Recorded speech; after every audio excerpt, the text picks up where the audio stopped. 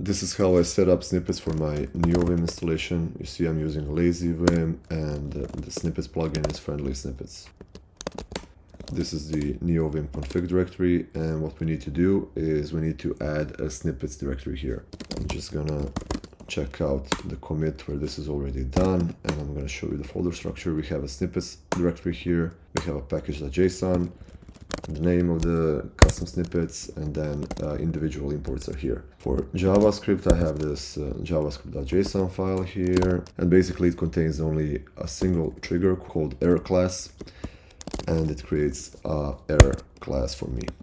This works only in JavaScript files, so let's test it out. Test.js, and then error class, expand, then I can fill in the blanks. I can say user not found, for example.